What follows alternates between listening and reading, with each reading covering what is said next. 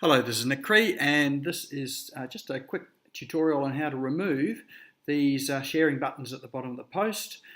These are from the JetPack plugin, and they allow people to share. If you click on them, they can share to their social media. One interesting thing is you've got a cross through Google Plus has shut down, so if you have got Google Plus on your site, just get rid of that button now because Google's no longer supporting it.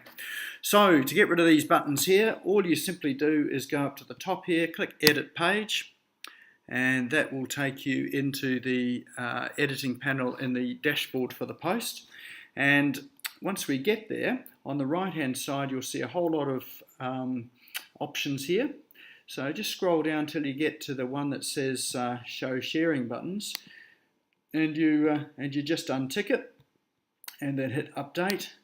And then when we go to the front of the site again, click View Page, and the buttons will no longer be there.